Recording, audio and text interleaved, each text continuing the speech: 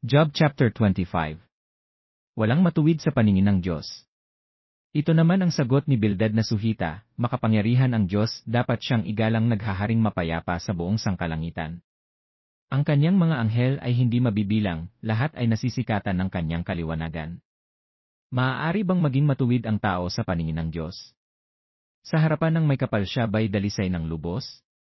Para sa Diyos, ang buwan ay walang ningning, at ang mga bituin ay marumi sa kanyang tingin. Gaano pa ang tao na isa lamang hamak na uod, may halaga kaya siya sa paningin ng Diyos? Job chapter 26.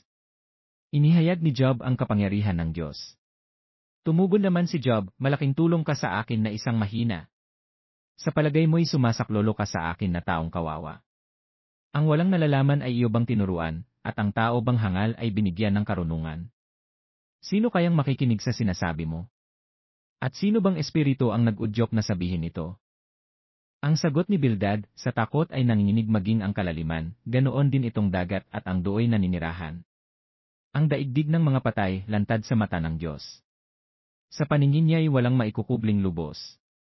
Ang kalawakan sa hilaga ay kanyang inilagay, ibinitin niya ang daigdig sa gitna ng kawalan.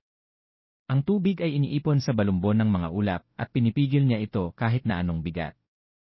Ang buwang kabilugan, sa ulap ay kanyang tinatakpan. Isa-0 pinaghiwalay niya ang liwanag sa kadiliman, ng bilog na guhit sa ibabaw ng karagatan.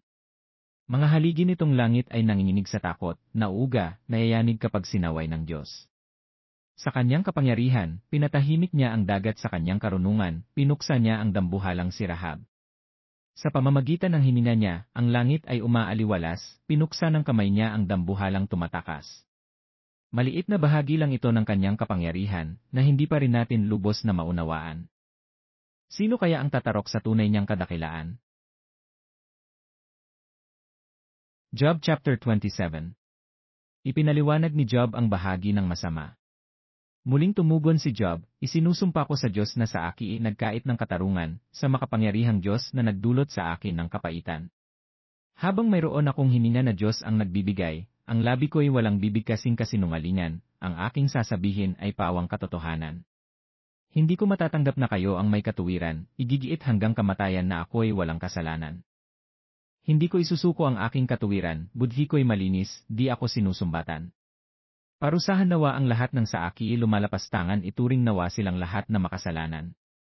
Ang makasalanay mayroon pa bang pag-asa, kapag binawi na ng Diyos ang buhay na taglay niya? Pagsapit ng kaguluhan, papakinggan kaya ng Diyos ang kanyang panawagan? Ito kaya ay mananalig sa makapangyarihan at sa lahat ng araw, Diyos ay tatawagan. Ang kalooban ng Diyos, sa inyo'y sasabihin at aking ihahayag ang nais niyang gawin.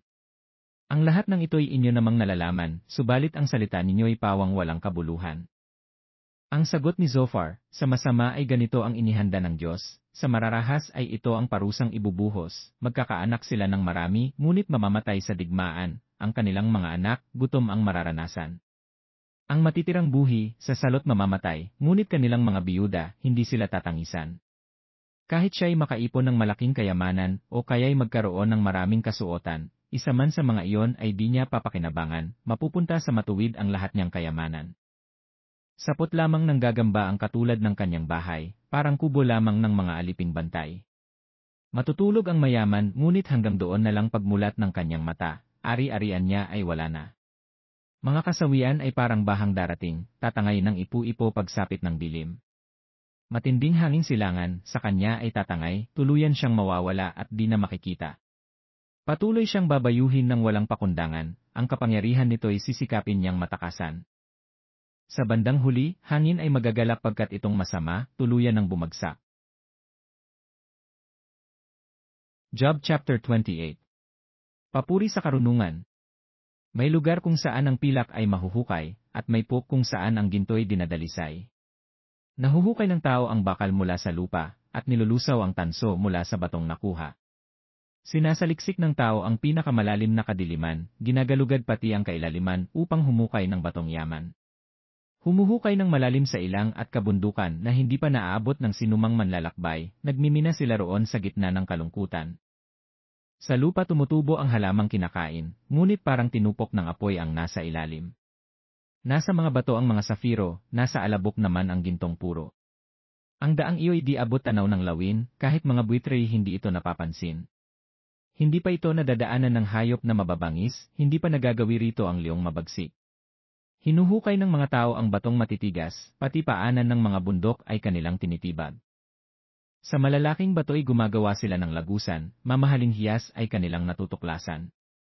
Pinagmumulan ng ilog ay kanilang tinutunton, at dinadala sa liwanag anumang nakatago roon. Ngunit saan kaya matatagpuan itong karunungan? At ang pangunawa, saan kaya matututunan? Hindi alam ng tao ang daan tungo sa karunungan, wala iyon sa lupain ng mga nabubuhay. Ang sabi ng kalaliman, wala sa akin ang kaalaman. Ganito rin ang sinasabi ng buong karagatan. Hindi ito mabibili kahit ginto ang ibayad, hindi ito makukuha palitan man ng pilak. Ang pinakamahal na ginto at alahas, sa halaga ng karunungay hindi maitutumbas. Mahigit pa kaysa ginto ang timbang ng karunungan, mas mahal kaysa sa alahas o sa gintong kayamanan. Mas mahalaga ang karunungan kaysa magandang koral, higit itong mamahalin kaysa perlas o sa kristal. Kahit na ang topas, dito'y di maipapantay, at hindi rin mahigitan kahit ng gintong dalisay. Kung gayoy saan niya nagmumula ang karunungan? At ang pangunawa, saan kaya matututunan? Hindi ito nakikita ng sinumang nilalang, mga ibong lumilipad, hindi rin ito natatanaw. Kahit ang pagkawasak at ang kamatayan ay nagsasabing ang narinig nila'y mga sabi-sabi lamang. Ngunit tanging ang Diyos lang ang siyang nakakaalam kung saan naroroon ang tunay na karunungan. Pagkat nakikita niya ang bawat sulok ng daigdig, natatanaw niyang lahat ang nasa ilalim ng langit. Ang hangin ay kanyang binigyan ng bigat, ang karagatan ay itinakda niya ang sukat. Ipinasya niya kung saan papatak ang ulan, at pati ang kidlat, binigyan niya ng daraanan. Dito niya nakita at sinubok ang karunungan, kanyang itinatag at binigyang kahalagahan. At sinabi niya sa tao, ang pagsunod at paggalang sa Panginoon ay karunungan at ang paglayo sa kasamaan ay siyang tunay na kaalaman.